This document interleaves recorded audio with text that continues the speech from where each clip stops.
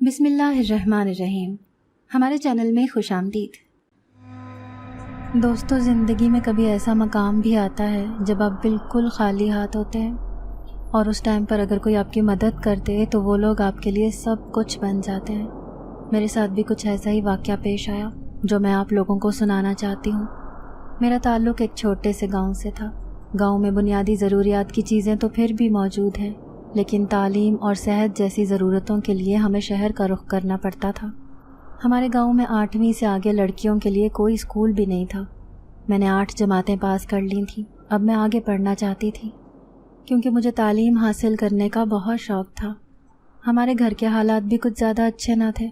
میں ہر قیمت پر اپنے گھر کے حالات بدلنا چاہتی تھی اور اپنے ماں باپ کے لیے کچھ کرنا چاہتی تھی۔ میں اپنے ابو کو روز منانے کی خاطر منتیں کرتی کہ شہر میں پڑھنے کے لیے جانے کی اجازت دے دیں۔ شہر میں میری ایک پھپھو کا گھر تھا۔ وہ میری سگی پھپھو نہیں تھیں بلکہ ابو کی ایک کزن تھی۔ میرے ابو مجھے سمجھانے لگے کہ دیکھو، پڑھائی کا خرچہ بہت ہوتا ہے جو بہت مشکل ہے۔ گھر کا خرچ مشکل سے ہوتا ہے، میں کہاں سے پورا کروں گا؟ شہر میں اور بھی بہت خرچے ہوتے ہیں۔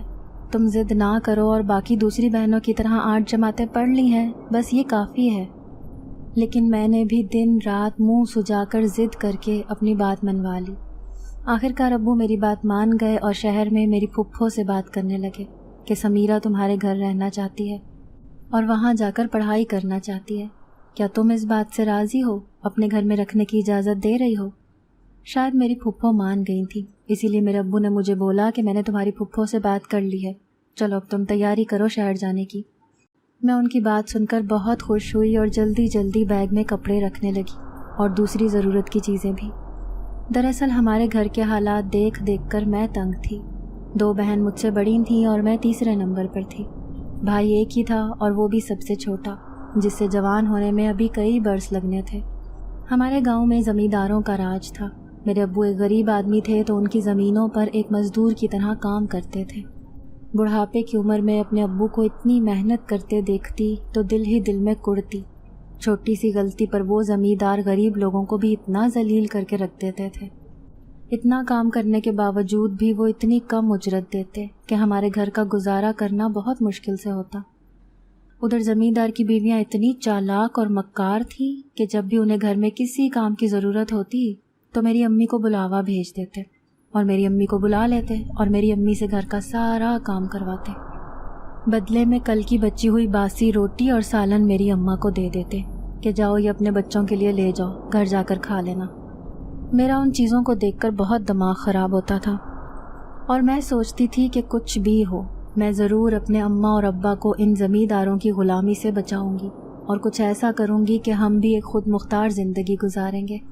یہ وہ دور نہیں تھا کہ آپ کسی کی غلامی کریں، کیونکہ میں اپنے شعور تک پہنچ چکی تھی اور میرا شعور مجھے اس چیز کی اجازت نہیں دیتا کہ ہم کام کرنے کے باوجود کسی کی غلامی میں زندگی گزاریں۔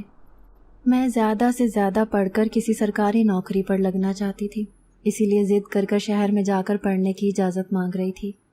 اب چونکہ مجھے ابا کی اجازت مل گئی تھی تو میں خوشی خوشی اپنی تیاری کرنے لگی تھی۔ میں نے اپنے بیگ میں 2-4 گھسے پٹے سوٹ رکھ لیے اور 2-4 کتابیں بھی۔ مختصر سے سامان کے ساتھ میری تیاری مکمل ہو چکی تھی۔ ابا میرے ساتھ مجھے شہر چھوڑنے جا رہے تھے۔ مجھے تھوڑی گھبراہٹ بھی ہو رہی تھی، نہ جانے پھپھو کے گھر کا ماحول کیسا ہوگا۔ میں گھر سے نکلنے لگی تو اماں نے ایک چھوٹا سا قرآن میرے حوالے کیا اور مجھے کہنے لگیں کہ یہ تو اپنے پاس رکھنا اور ہر روز شہر میں جا کر اس قرآن پاک کی تم تلاوت کرنا۔ میں نے اسے کپڑوں میں لپیٹ کر بیگ کے سب سے اوپر والی جگہ پر رکھ دیا۔ پھر میں اور ابا شہر جانے والی بس میں بیٹھ گئے۔ گاؤں سے شہر جانے کا سفر کیونکہ بہت لمبا تھا تو میں نے بیگ میں رکھا ہوا قرآن شریف اٹھایا اور تھوڑا سا پڑھنا شروع کر دیا۔ 2 رکوع پڑھنے کے بعد میں نے واپس قرآن شریف اٹھا کر بیگ میں رکھ دیا۔ 2 گھنٹے سفر کے بعد اب ہم پھپھو کے گھر پہنچ گئے تھے۔ وہاں جیسے کسی کو بھی ہمارا انتظار نہیں تھا۔ ظاہر ہے ہم جیسے غریب لوگوں کا انتظار کون کرتا اور کس کو ہمارے آنے میں دلچسپی تھی۔ سلام دعا کے بعد ان کی بڑی بیٹی نادیہ باجی نے تھوڑی دیر بعد ہمارے سامنے کھانا لگا دیا۔ کھانا اچھا بنا ہوا تھا یا شاید بھوک کی وجہ سے اچھا لگ رہا تھا۔ کھانا کھانے کے بعد اب ابا پھپھو سے باتیں کرنے لگے اور میں اٹھ کر نادیہ باجی کے پاس چلی گئی۔ سائرہ پھپھو کے 4 بچے تھے، 2 بیٹیاں اور 2 بیٹے۔ سب سے بڑی نادیہ باجی تھی۔ چاروں بچے ہی جوان تھے۔ سب سے چھوٹی نمرا تھی جو کالج میں پڑھ رہی تھی۔ دونوں بیٹے کام کرتے تھے، ان کی نوکری کسی اچھی کمپنی میں تھی، ان کے گھر کا گزارا اچھا چل رہا تھا۔ نادیہ باجی کی عمر اچھی خاصی تھی لیکن ابھی تک ان کی شادی نہیں ہوئی تھی، حالانکہ ان کے گھر کے حالات بھی بہت اچھے تھے۔ شام کو ابا مجھے چھوڑ کر واپس گاؤں چلے گئے۔ جاتے وقت ابا مجھ سے ملنے لگے تو میں تھوڑی اداس ہو گئی، میری آنکھوں میں آنسو آ گئے۔ تو ابا مجھے دیکھ کر ہنسنے لگے اور بولے، تم نے تو ہی ضد کی تھی شہر آنے کی، چلو ابھی میرے ساتھ واپس چلو، میرے ساتھ رہو، میں تمہیں چھوڑ کر نہیں جا رہا۔ اب ان کی بات سن کر میں ہنس پڑی اور پھر نفی میں سر ہلانے لگی۔ ابا کو اللہ حافظ کر کے میں واپس آ گئی۔ مجھے نادیہ باجی اور نمرا کے کمرے میں ہی رہنے کی جگہ مل گئی تھوڑی سی، یوں میں ان کے ساتھ ہی رہنے لگی۔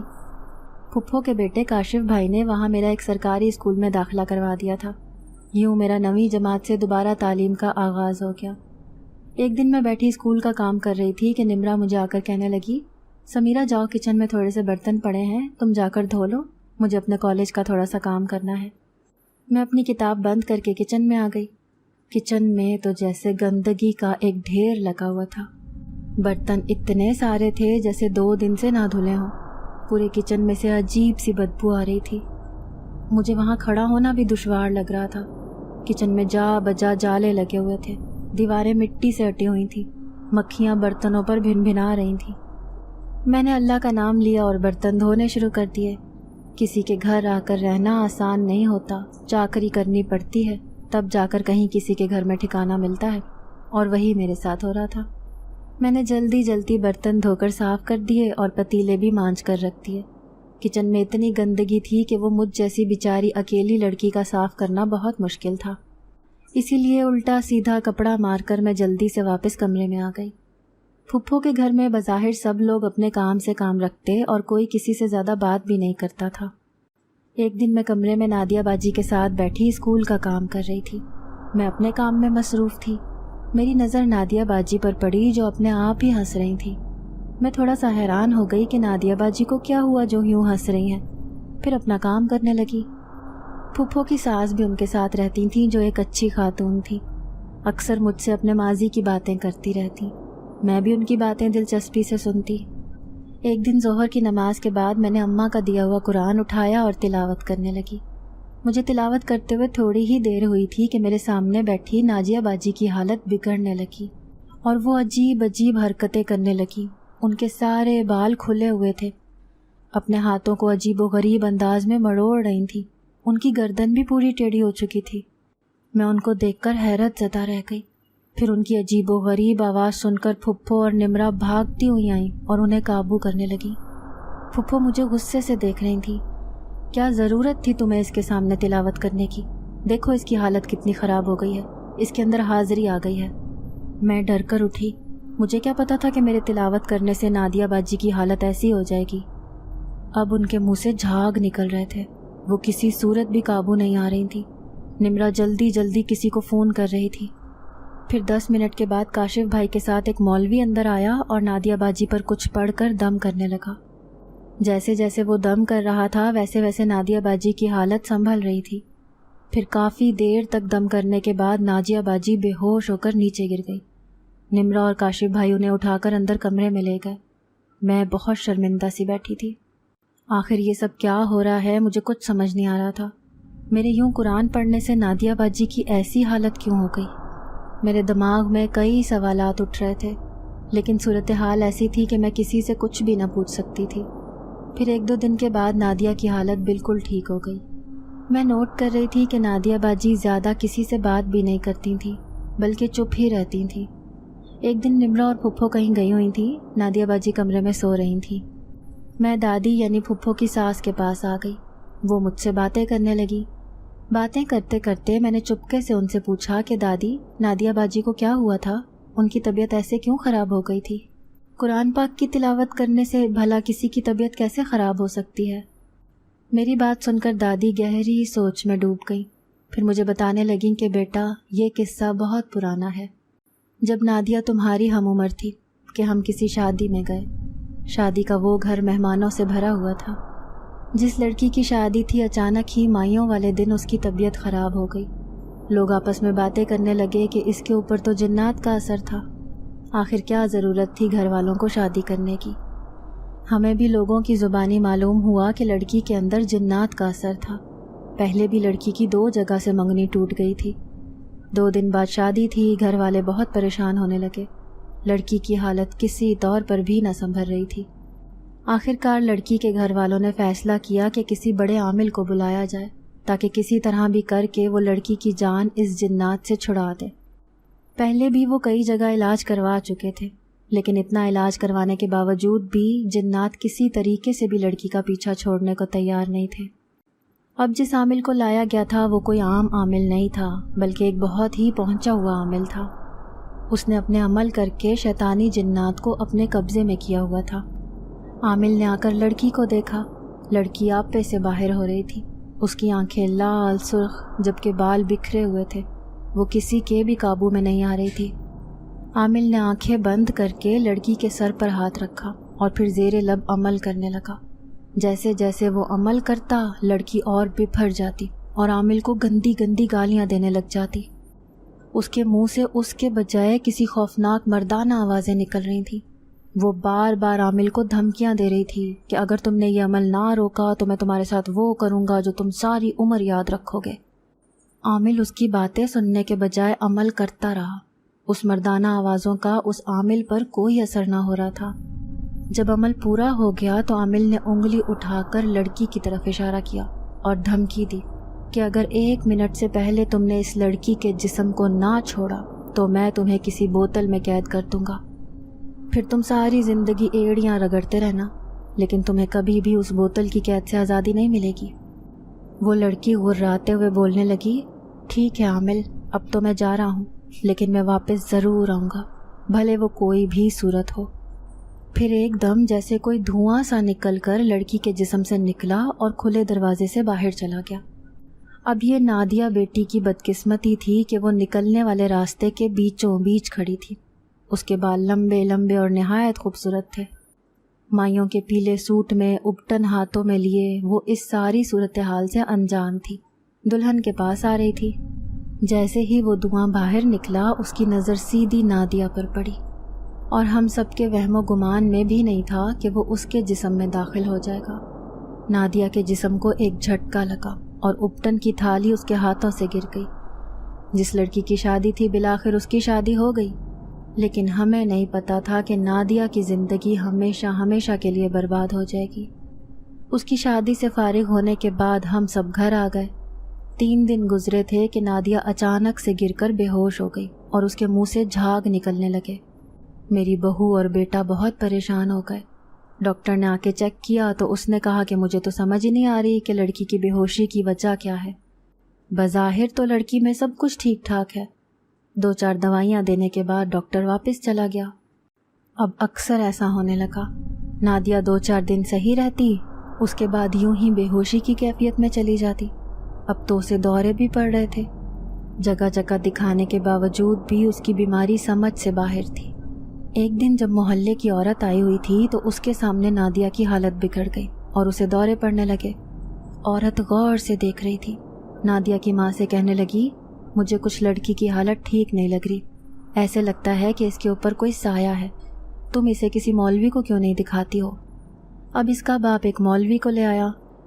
دم درود کرنے کے بعد اس نے ہمیں بتایا کہ اس کے اوپر کی ہوا کا اثر ہے، وہ چیز نہایت خطرناک ہے اور اس کا علاج میرے پاس نہیں ہے۔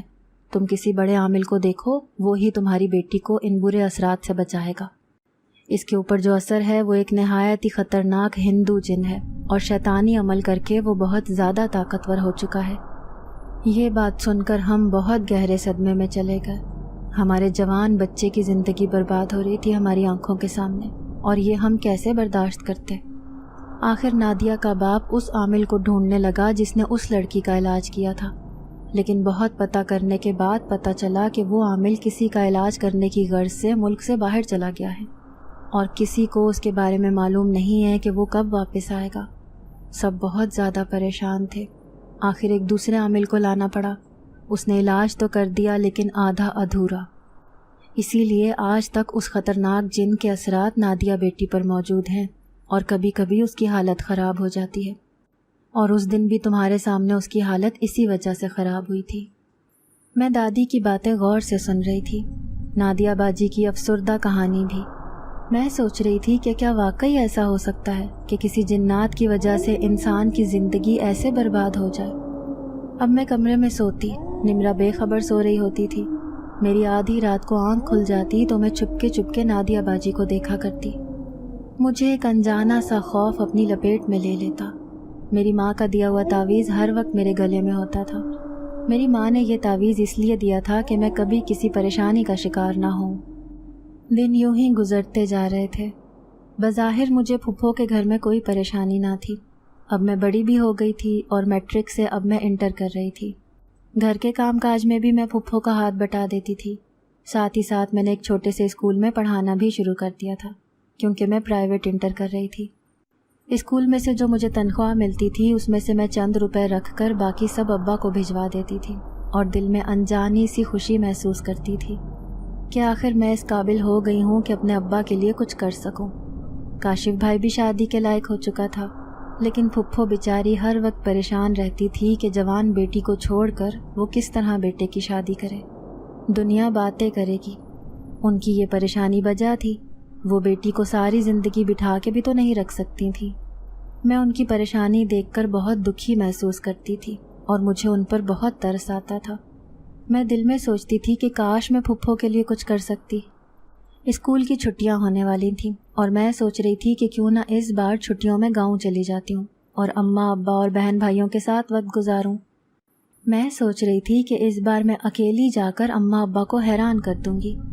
میں بیگ میں اپنے کپڑے رکھنے لگی اور گاؤں جانے کی تیاری کرنے لگی۔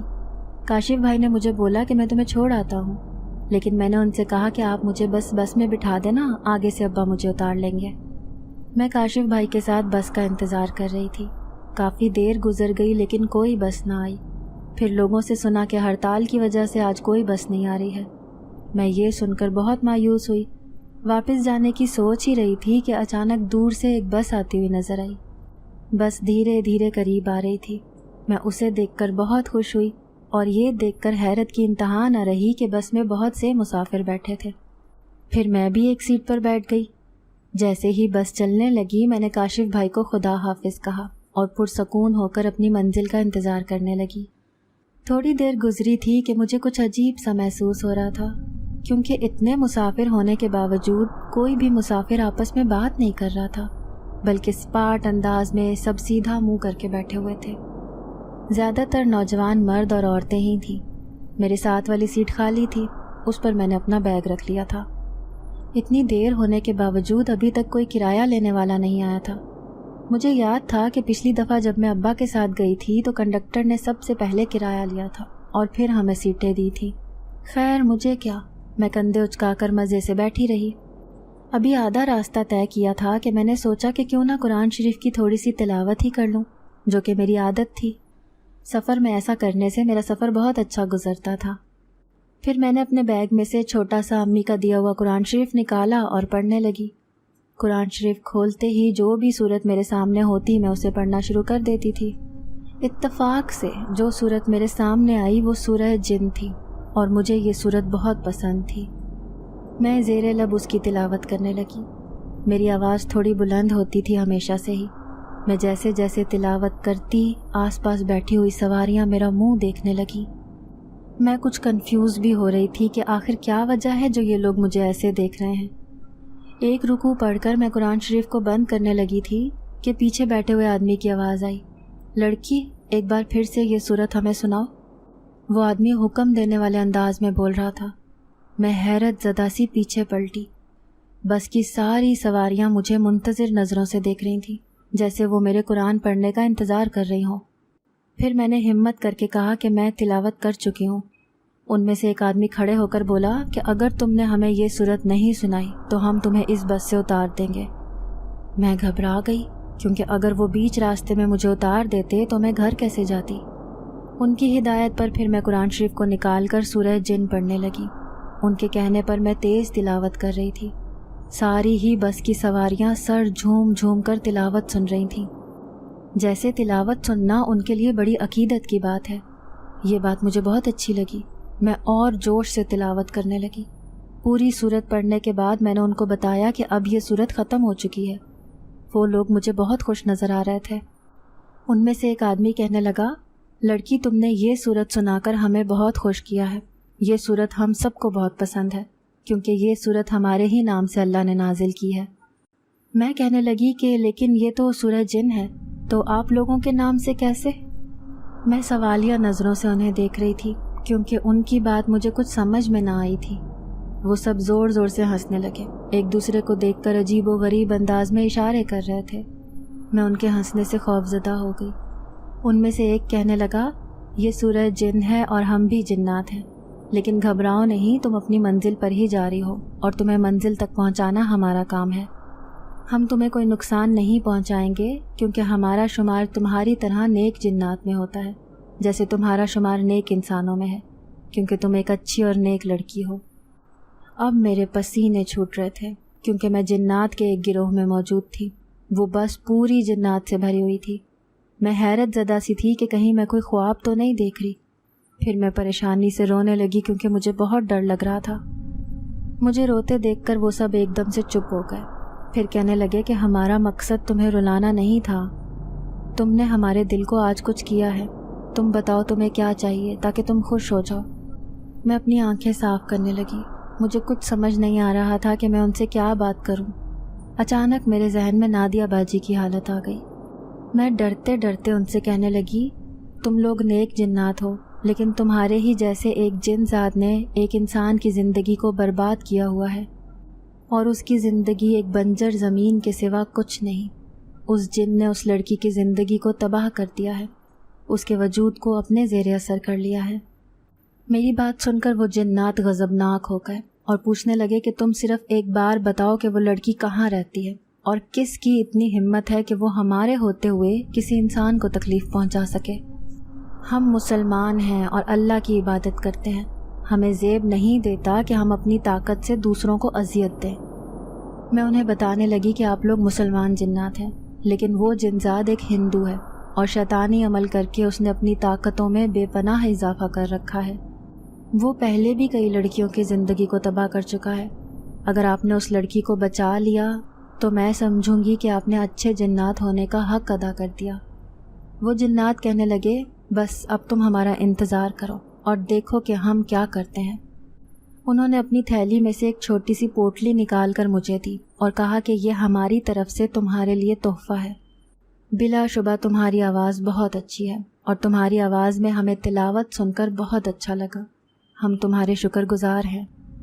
میں نے وہ پوٹلی لینے سے صاف انکار کر دیا اور ان سے کہا کہ اگر تم نے میری بہن کی زندگی کو برباد ہونے سے بچا لیا تو یہی میرا انعام ہوگا۔ انہوں نے کہا کہ تم نے ہمیں ایسی بات بتائی ہے جسے سن کر ہمیں بہت غصہ آ رہا ہے۔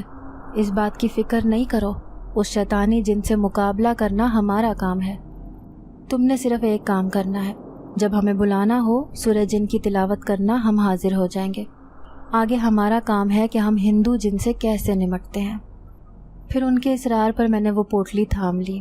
اب گاؤں کا اسٹاپ آ چکا تھا، میں بس سے اتر گئی۔ سامنے ہی ابا میرے منتظر کھڑے تھے۔ مجھے دیکھ کر وہ بہت خوش ہوئے، میں بھی بھاگ کر ان کے گلے لگ گئی۔ جنات کی دی ہوئی پوٹلی میں نے اب ان سے چھپا لی تھی۔ میں نہیں چاہتی تھی کہ ابا اس پوٹلی کو دیکھیں اور مجھ سے طرح طرح کے سوال کریں۔ ان سے نظر بچا کر میں نے وہ پوٹلی بیگ کے نیچے والے حصے میں چھپا دی۔ گھر پہنچ کر میں اماں سے ملی۔ چھوٹے بہن بھائی مجھے دیکھ کر بہت خوش تھے۔ پھر میں نے تھوڑے سے جمع کیے ہوئے پیسے اماں کو دے دیے۔ اماں انہیں دیکھ کر خوش ہو گئیں۔ وہ تھوڑے سے پیسے گھر کی کچھ ضروریات پوری کر دیتے۔ اتنے دن بعد گاؤں آ کر مجھے بہت اچھا لگتا تھا۔ میں اپنی پرانی دوستوں سے ملتی، رشتہ داروں کے گھر جاتی۔ ابا ابھی بھی زمینداروں کی زمینوں پر ہی کام کر رہے تھے۔ ان پر پہلے سے بھی زیادہ بوجھ ہو گیا تھا کیونکہ زمیندار تو پہلے سے بھی زیادہ امیر ہو گئے تھے، لیکن ابا کی قسمت میں ان کی چاکری ہی لکھی ہوئی تھی، اس لیے گھر کے حالات کو کچھ زیادہ نہ بدلے تھے۔ میں سوچ رہی تھی کہ شہر جا کر اب اسکول میں پڑھانے کے ساتھ ساتھ بچوں کو ٹیوشن بھی پڑھایا کروں گی تاکہ مزید گھر کے لیے کچھ پیسے جمع کر لوں۔ اب مجھ سے بڑی بہن بھی شادی کے لائق ہو چکی تھی اور اماں ابا کو اس کی شادی کی بہت فکر ہوتی تھی۔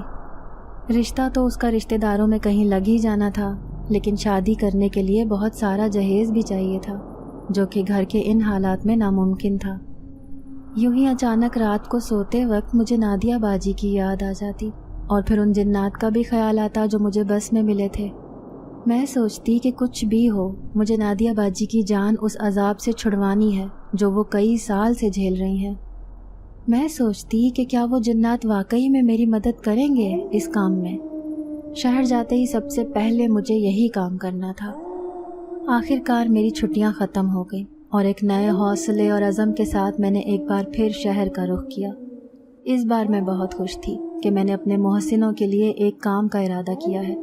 अगर ये काम हो जाता तो शायद उनकी ज़िंदगियों में थोड़ी बहुत खुशियाँ आ जाती। अब मैं शहर पहुंचकर दोबारा से स्कूल पढ़ाने लग गई और प्राइवेट पेपर देने की तैयारी करने लगी। मुझे अभी बहुत कुछ करना था, अम्मा अब्बा के लिए, बड़ी बहन के लिए और नादिया बाजी के लिए। मैं दिल में सोचती कि फुप्पो को मैं किसी तरह भी ये बात बता दूं कि मैं जिन्नात के साथ मिलकर नादिया बाजी के लिए एक अमल करना चाहती हूँ। फिर दिल में डरती कि वो तो कभी भी मेरी बात का यकीन नहीं करेंगी। आखिरकार मैंने दादी को इस अमल में शामिल करने का फ़ैसला किया और उन्हें अपने साथ होने वाले वाक़े की सारी रुदात सुना दी। दादी सारी बातें सुनकर अचंभे से मुझे देख रही थी। फिर मुझे कहने लगी, लड़की तुम बावली हो गई हो, खबरदार तुमने ऐसा किया तो ऐसा ना हो कि जिन्नात की लपेट में तुम भी आ जाओ, तुम्हारी ज़िंदगी अजाब हो जाए, तुम्हारी ज़िंदगी ख़राब हो जाएगी और ये अमल बहुत ख़तरनाक होते हैं। कोई बड़ा आमिल ही ये अमल करते हैं जिनको इन सब चीज़ों का पता होता है। तुम अपने आप को ज़्यादा होशियार ना समझना कि ये अमल करने बैठ जाओ। तुम एक लड़की ज़ात हो, अगर तुम्हें कुछ हो गया तो हम तुम्हारे माँ बाप को क्या जवाब देंगे। हमारे घर पर रहती हो और हमारी ज़िम्मेदारी हो। अब मुझे गुस्सा आ रहा था, कोई भी मेरी बात पर यकीन नहीं करता। इसका मतलब है कि ये अमल मुझे अकेले ही करना था। आखिरकार मुझे ये अमल करने का मौका मिल गया। फुप्पो और पूरी फैमिली किसी शादी पर जा रहे थे। उन्होंने मुझसे भी कहा कि तुम भी हमारे साथ चलो। वो लोग क्योंकि 2 दिन के लिए जा रहे थे, इसीलिए मैंने बच्चों के पेपर्स होने का बहाना बनाकर उनको मना कर दिया। घर पर सिर्फ मैं, नादिया बाजी और दादी ही रह गए। दादी ने मेरी बात पर यकीन नहीं किया था। अब मुझे नादिया बाजी को एतमाद में लेना था। वो कमरे में अकेली लेटी हुई थी। मैं उनके पास गई और उनसे कहा कि नादिया बाजी, आप शादी पर क्यों नहीं गई? तो वो कहने लगी, समीरा तुम जानती हो कि मेरी तबीयत कितनी ख़राब रहती है और शादी ब्याह में तो और भी ख़राब हो जाती है, इसीलिए मैं कहीं ज़्यादा आती जाती नहीं हूँ। उनकी बात सुनकर मैं सर हिलाने लगी। फिर कुछ सोचते हुए कहने लगी, नादिया बाजी, अगर आप चाहें तो मैं इस अजाब से आपकी जान छुड़वा सकती हूँ, अगर आप मेरा साथ दें तो। नादिया बाजी हैरत से मुझे देखने लगी और बोली, समीरा क्या वाकई ऐसा हो सकता है कि मैं ठीक हो जाऊँ? मैंने उन्हें यकीन दिलाने वाले अंदाज में कहा कि नादिया बाजी आप फ़िक्र ना करें, मैं एक ऐसा अमल करूँगी जिससे आपकी ज़िंदगी का ये अजाब हमेशा हमेशा के लिए ख़त्म हो जाएगा। उनकी आंखों में आंसू आ गए। फिर वो कहने लगी, समीरा अगर ऐसा हो जाए तो मैं तुम्हारी एहसानमंद रहूँगी। तुम नहीं जानती किस मुश्किल से गुजारा कर रही हूँ। अब तो अपने होने पर भी शर्मिंदगी महसूस होती है। मैंने उनको दिलासा दिया और फिर कहने लगी कि आप फ़िक्र ना करें, अब ये काम करना मेरा काम है, आपको सिर्फ मेरा साथ देना होगा इस अमल के लिए। उन्होंने यकीन दिलाया कि वो मेरा साथ देंगी हर हाल में। कुछ भी करो, बस मेरी इस चीज़ से जान छुड़ा दो। ऐसा ना हो कि कभी मैं अपने आप को ही ख़त्म कर लूँ, क्योंकि मेरी वजह से काशिफ और निम्रा की भी शादी रुकी हुई है। मुझे अपना आप एक मुजरिम की तरह महसूस होता है। वो मज़ीद मुझसे कहने लगी। मैंने उन्हें भरपूर यकीन दिला दिया था। अब मेरे पास सिर्फ कल का दिन था, क्योंकि परसों शाम को फुप्पो वालों ने आ जाना था। कल की रात मुझे ये अमल हर हाल में करना था। मैंने अपने आप को ज़हनी तौर पर तैयार कर लिया था। मुझे फ़िक्र सिर्फ ये थी कि कहीं नादिया बाजी मेरा साथ देने से इनकार ना कर दें। शायद वो भी इस अजाब से जान छुड़वाना चाहती थी, इसीलिए उन्होंने यकीन दिलाया कि वो मेरा इस अमल में ज़रूर साथ देंगी। आखिरकार वो टाइम आ गया जब मुझे ये अमल शुरू करना था। दादी गहरी नींद में सो चुकी थी। मैं नादिया बाजी को लेकर ऊपर 3री मंजिल की छत पर आ गई। रात के 12 बजने वाले थे और 12 बजते ही मुझे अमल शुरू करना था। मेरे दिल में ये डर भी था कि कहीं मुझसे ये अमल उल्टा ना हो जाए, नादिया बाजी को किसी किस्म का नुकसान ना पहुंच जाए, फिर तो मैं फुप्पो के सामने मुंह दिखाने के भी लायक न रहती। मैंने नादिया बाजी को नीचे फर्श पर बिठाया और ख़ुद उनके सामने कुरान शरीफ गोद में रखकर बैठ गई। 12 बज गए थे। अब मुझे इस अमल का आगाज़ करना था। میں نے دھیرے دھیرے سورہ جن پڑھنا شروع کر دی۔ تھوڑی سی ہی پڑھی تھی کہ میری تلاوت کرنے سے نادیہ باجی کی حالت بگڑنے لگی۔ ان کو دورے پڑنا شروع ہو گئے، منہ سے جھاگ بھی نکل رہی تھی۔ میرے ہاتھ پاؤں لرز رہے تھے، لیکن پھر بھی میں نے تلاوت کرنا جاری رکھا۔ آخر وہ شیطانی جن ان کے اندر حاضر ہو گیا۔ جیسے ہی سورہ جن آدھی ہوئی، نادیہ باجی کے پیچھے 3 جنات آ کر کھڑے ہو گئے۔ وہ تینوں وہی تھے جو اس دن بس میں ملے تھے۔ میری آنکھیں انہیں ہی دیکھ رہی تھیں، تلاوت میرے لبوں سے جاری تھی۔ ان تینوں نے اپنی طاقت سے اس شیطانی جن کو کھینچ کر نادیہ باجی کے جسم سے الگ کر دیا۔ وہ شیطانی جن نہایت ہی خوفناک تھا، منہ سے آگ کے شعلے نکل رہے تھے۔ وہ غصے میں پاگل ہو رہا تھا۔ تینوں جنوں نے اسے قابو کر لیا۔ وہ اپنے آپ کو لاکھ چھڑانے کی کوشش کر رہا تھا، لیکن بے بس نظر آتا تھا۔ وہ نیک جنات اس سے کہیں زیادہ طاقتور تھے۔ وہ پھر سے نادیہ باجی کے جسم میں گھسنے کی کوشش کر رہا تھا، لیکن وہ جنات اس کو اتنی مضبوطی سے پکڑے کھڑے تھے کہ اس سے ہلا بھی نہیں جا رہا تھا۔ پھر انہوں نے آگ کی رسیوں سے اس کے ہاتھ پاؤں جکڑ دیے۔ وہ بری طرح بے بس ہو چکا تھا۔ تلاوت ختم ہو چکی تھی۔ وہ بے بسی سے رسیوں میں جکڑا چپ چاپ کھڑا تھا۔ پھر نیک جن میں سے ایک نے کہا، اچھی لڑکی، تم فکر نہ کرو، اس شیطانی جن کو ہم نے پوری طرح بے بس کر دیا ہے۔ یہ اس لڑکی کا کچھ نہیں بگاڑ سکتا۔ ہم اسے لے جا کر راجا کے سامنے پیش کریں گے۔ اس کی سزا کا انتخاب وہی کریں گے۔ اس نے ایک نہیں بلکہ کئی انسانوں کو اذیت دی ہے، جس کی سزا اس کو ضرور ملے گی۔ تم فکر نہ کرو، تمہاری بہن جو بے ہوش ہو گئی ہے کچھ دیر بعد ہوش میں آ جائے گی۔ وہ بالکل ٹھیک ٹھاک ہوگی۔ اب ہمارا کام ختم ہو چکا ہے اور اس کی سزا کا ٹائم بھی۔ زندگی میں کبھی بھی ہماری ضرورت پڑے تو ہمیں یاد کر لینا، ہم فوراً حاضر ہو جائیں گے۔ اللہ حافظ۔ یہ کہہ کر وہ شیطانی جن کو اپنے ساتھ لیے غائب ہو گئے۔ میں نے جلدی نادیہ باجی کو اٹھانے کی کوشش کی۔ وہ بے ہوشی کی حالت میں تھی، ان کے منہ پر پانی کے چھینٹے مارنے لگی۔ وہ ہوش میں آ چکی تھیں اور اب حیران ہو کر دیکھ رہی تھیں۔ میں انہیں اپنے ساتھ نیچے لے کر آ گئی۔ مجھے خوشی تھی کہ میں نے اپنا یہ عمل پوری جان لگا کر سر انجام دیا تھا اور اس کا نتیجہ اچھا ثابت ہوا تھا۔ دوسرے دن پھپھو اور سب گھر والے آ گئے۔ میں نے نادیہ باجی کو سختی سے تاکید کی تھی کہ آپ نے یہ بات کسی کو بھی نہیں بتانی۔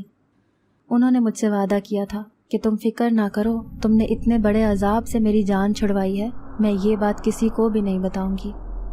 پھپھو اور سب گھر والے نادیہ باجی میں حیرت انگیز تبدیلی محسوس کر رہے تھے، کیونکہ نادیہ باجی چہکتی ہوئی پورے گھر میں ہنستی مسکراتی گھوم رہی تھیں۔ اس سے پہلے تو وہ بس کمرے میں اکیلی پڑی رہتی، زیادہ کسی سے بات بھی نہیں کرتی تھیں۔ ایک دن میں نے فیصلہ کیا کہ اب سارے گھر والوں کو پتہ چل جانا چاہیے کہ نادیہ باجی اب بالکل ٹھیک ہو چکی ہیں۔ یہی سوچ کر میں نے صبح تیز تلاوت کرنا شروع کر دی۔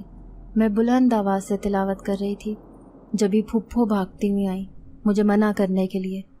پھر وہ یہ دیکھ کر حیران رہ گئی کہ نادیہ باجی میرے پاس بیٹھی ہوئی تلاوت سن رہی تھیں۔ ان کی طبیعت بالکل ٹھیک تھی اور وہ پورے ہوش و حواس میں میری پاس بیٹھی تھیں۔ پھپھو نے انہیں دیکھ کر گلے لگا لیا۔ پھر وہ پھپھو کو کہنے لگی، امی آپ فکر نہ کریں، میں اب بالکل ٹھیک ہو چکی ہوں۔ پھپھو بہت خوش تھی ان کو دیکھ کر، اور اس حیرت انگیز تبدیلی پر نادیہ باجی میری طرف اشارہ کر کے کہنے لگی کہ میں جو کچھ بھی آپ کے سامنے ہوں صرف سمیرہ کی وجہ سے ہوں، کیونکہ اس کے ایک چھوٹے سے عمل نے مجھے واپس زندگی کی طرف موڑ دیا ہے۔ پھپھو میری طرف بہت تشکر سے دیکھ رہی تھیں، ان دونوں کو دیکھ کر مسکرانے لگی۔ آج ان دونوں کے لیے میں دل سے خوش تھی اور ان نیک جنات کو یاد کرنے لگی جنہوں نے میری اتنی مدد کی تھی۔ اگر وہ ٹائم پر حاضر نہ ہوتے تو میں اکیلی بھلا اس شیطانی جن سے کیسے نمٹتی، اور اگر وہ نادیہ باجی کو کوئی نقصان پہنچا دیتا تو میں اپنے آپ کو کبھی معاف نہ کر پاتی۔ کاشف بھائی کی مدد سے مجھے ایک بڑے اسکول میں اچھی تنخواہ والی جاب مل گئی تھی اور میں بہت خوش تھی۔ کچھ عرصے کے بعد نادیہ باجی کی اچھی جگہ پر شادی ہو گئی اور وہ اپنی زندگی میں بہت خوش تھیں۔ اب پھپھو کاشف بھائی اور نمرہ کی شادی کرنے کا سوچ رہی تھیں اور ان کے لیے رشتے تلاش کر رہی تھیں۔ مجھے گاؤں جانا تھا کیونکہ میری بڑی بہن کی شادی کی تاریخ طے ہو چکی تھی۔ میں گاؤں گئی تو ابا اور اماں کچھ پریشان سے دکھائی دیے۔ میں نے ان سے پوچھا تو وہ کہنے لگے، بیٹا کیا کریں، تمہاری بہن کا جہیز کسی طرح بھی پورا ہی نہیں ہو رہا ہے۔ مالکوں سے میں نے مدد کے لیے بولا لیکن انہوں نے صاف انکار کر دیا۔ میں ان کی بات سن کر بہت پریشان ہوئی۔ اور دل ہی دل میں سوچنے لگی کہ آخر میں ایسا کیا کروں جس سے میرے اماں ابا کی پریشانی دور ہو جائے۔ یوں ہی بیٹھے بیٹھے میں جنات کے بارے میں سوچنے لگی اور جی میں آیا کہ ان سے کوئی مدد مانگتی ہوں، شاید وہ میری مدد کرتے ہیں۔ یہی سوچ کر میں گھر میں موجود ایک ایسی جگہ چلی گئی جہاں کوئی زیادہ آتا نہیں تھا، اور پھر سورہ جن پڑھنے لگی۔ میں نے ابھی تھوڑی سی ہی پڑھی تھی کہ وہ جنات حاضر ہو گئے اور مجھے کہنے لگے کہ بولو لڑکی، تم نے ہمیں کیوں بلایا ہے؟ میں نے ان سے مدد کی درخواست کی کہ میں بہت پریشان ہوں، میری بہن کا جہیز پورا نہیں ہے اور میرے اماں ابا کی عزت داؤ پر لگی ہے، آپ مہربانی کر کے میری مدد کریں۔ میری بات سن کر وہ مسکرانے لگے اور بولے، بس اتنی سی بات، دیکھو ہم تمہاری کیسی مدد کرتے ہیں، تم بس تھوڑا سا انتظار کرو۔ میں نے ان کا شکریہ ادا کیا اور پھر وہ تینوں وہاں سے غائب ہو گئے۔ میں بستر پر لیٹ کر یہ سوچنے لگی کہ آخر وہ میری کس طریقے سے مدد کریں گے۔ شادی میں 3-4 دن ہی باقی تھے اور اس سے پہلے ہی کچھ کرنا تھا۔ اگر میری بہن کم جہیز لے کر جاتی تو سسرال والے ساری زندگی اسے تانے دے کر چھلنی کرتے رہتے، کیونکہ ہم جس معاشرے میں رہتے ہیں وہاں زیادہ جہیز لے کر جانا عزت کا باعث ہوتا ہے۔ دوسری صبح جہیز سے بھرا ہوا ٹرک ہماری دہلیز کے سامنے آ کر رک گیا۔ میرے ابا اور محلے کے سب لوگ حیران پریشان تھے کہ اتنا بڑا سامان سے بھرا ہوا ٹرک کس کا ہے۔ پھر ٹرک کے ڈرائیور نے ابا سے کہا کہ یہ ٹرک سمیرہ بیٹی جس اسکول میں پڑھاتی ہے ان کی طرف سے آیا ہے اور یہ اس کی بہن کے لیے تحفہ ہے۔ میرے ابا اتنا بڑا تحفہ دیکھ کر حیران تھے اور میں دل ہی دل میں مسکرا رہی تھی کہ جنات نے اس بار میری کس طریقے سے مدد کی ہے۔ پورا جہیز ہمارے صحن میں رکھا لشکاریں مار رہا تھا۔ جس نے بھی جہیز دیکھا سب نے دانتوں تلے انگلیاں دبا لی کہ اتنا شاندار جہیز، وہ بھی ایک غریب مزارے کی بیٹی کا۔ جہیز کی دھوم پورے گاؤں میں مچ گئی۔ آخر اڑتے اڑتے یہ خبر زمینداروں کی عورتوں کے کانوں میں بھی پہنچ گئی اور وہ چیزیں دیکھنے کی خاطر ہمارے گھر آ گئی۔ جہیز دیکھ کر وہ شدید حسد کا شکار تھی کہ ہماری بیٹی سے زیادہ شاندار جہیز ایک غریب مزارے کی بیٹی لے کر جا رہی ہے۔ انہوں نے حسد اور جلن میں شادی میں آنے سے ہی انکار کر دیا۔ ہمیں ان کے آنے نہ آنے سے کوئی فرق نہیں پڑنا تھا، اسی لیے دھوم دھام سے اپنی بہن کی شادی کی تیاریاں کرنے لگے۔ آخر کار شادی دھوم دھام سے ہو گئی۔ میری بہن اپنے سسرال میں بہت خوش تھی، کیونکہ زیادہ جہیز کی وجہ سے سسرال میں اس کو سب آنکھوں پر بٹھا رہے تھے۔ میں گاؤں میں ایک اسکول بنانے کا سوچ رہی تھی اور چاہتی تھی کہ کسی بھی طرح ابا اور اماں کو زمینداروں کی غلامی نہ کرنی پڑے اور وہ ساری زندگی صرف بیٹھ کر کھائیں اور آرام کریں۔ لیکن میرے اس مقصد کے لیے مجھے بہت سارے پیسوں کی ضرورت تھی، جو کہ مجھے کوئی بھی دینے والا نہیں تھا۔ ایک دن میں نے ابا کو کہا کہ آپ زمینداروں سے بات کریں، وہ مجھے کچھ پیسے دیں تاکہ ہم گاؤں میں ایک اچھا سا اسکول بنا سکیں، تاکہ گاؤں کی لڑکیوں کو شہر جا کر نہ پڑھنا پڑے۔ میری بات سن کر وہ ہنس پڑے اور کہنے لگے کہ بیٹی، یہ غلط فہمی دل سے نکال دو کہ زمیندار ہمیں وہ اسکول بنانے کے لیے پیسے دیں گے، کیونکہ وہ کبھی بھی نہیں چاہیں گے کہ ہماری نسل ان کی غلامی چھوڑ کر اچھی اچھی نوکریاں کرے۔ مجھے ابا کی بات سن کر بہت غصہ آیا اور دل میں ٹھان لی کہ چاہے مجھے اس کے لیے کچھ بھی کرنا پڑے، لیکن میں گاؤں میں اسکول بنا کر ہی رہوں گی۔ مجھے زمینداروں کی کوئی پرواہ نہیں تھی، نہ ہی میں ان سے ڈرتی تھی۔ انسان بھی دوسروں کے آگے کتنا بے بس ہو جاتا ہے۔ میری آنکھوں میں یہ بات سوچ کر آنسو آ جاتے۔ گاؤں میں کوئی بھی ایسا انسان نہیں تھا جو میری مدد کر سکتا۔ ایک دن میں اپنے کمرے کی صفائی کر رہی تھی، تبھی مجھے اپنا پرانا بیگ نظر آیا جو میں شہر جاتے ہوئے شروع کے دنوں میں استعمال کیا کرتی تھی۔ میں نے وہ بیگ لاپرواہی سے یوں ہی پھینکا ہوا تھا۔ بیگ اٹھا کر میں وہی چیک کرنے لگی کہ آیا اس میں کوئی سامان تو نہیں پڑا ہوا۔ تبھی میں نے بیگ کے اندر ہاتھ ڈالا تو میرے ہاتھ میں کوئی پوٹلی لگی۔ میں پوٹلی ہاتھوں میں لیے سوچ رہی تھی کہ یہ تو وہی پوٹلی ہے جو جنات نے مجھے دی تھی، اور میں نے اس پوٹلی کو آج تک کھول کے ہی نہیں دیکھا تھا۔ میں نے جیسے ہی پوٹلی کھولی، پوٹلی کے اندر موجود ہیروں کی چمک سے میری آنکھیں چندیا گئیں۔ مجھے اپنی آنکھوں پر یقین نہیں ہو رہا تھا کہ اس پوٹلی میں اتنے قیمتی ہیرے بھی ہو سکتے تھے۔ وہ ہیرے تعداد میں کہیں زیادہ تھے۔ میں نے دھڑکتے دل کے ساتھ پوٹلی کو واپس بند کر دیا اور دل ہی دل میں جن زادوں کا ایک بار پھر شکریہ ادا کرنے لگی۔ آج ان ہیروں نے میرے سارے مسائل کو حل کر دیا۔ میں نے گاؤں والوں کی مدد سے گاؤں میں ایک بڑا اسکول تعمیر کروا دیا۔ زمینداروں نے مجھے اپنے مقصد میں ناکام کرنے کے لیے بہت سازش کی، لیکن وہ اپنے مقصد میں کامیاب نہ ہو سکے۔ کیونکہ میں نے پولیس کی مدد سے ان کی ہر سازش کو ناکام بنا دیا۔ میرے پاس اچھا خاصا پیسہ تھا، اور پیسہ ہر انسان کو جھکا سکتا ہے۔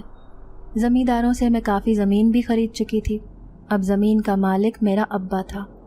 تبھی زمینداروں کے ایک بیٹے نے مجھے اپنے لیے پسند کر لیا، اور میرے اماں ابا سے انہوں نے رشتہ مانگا۔ میرے ابا بہت حیران تھے کہ میری بیٹی کا رشتہ زمینداروں کے گھر سے آیا ہے۔ میں نے ان سے کہا کہ جو آپ لوگوں کو میرے لیے مناسب لگتا ہے وہ کریں، لیکن ایک بات ضرور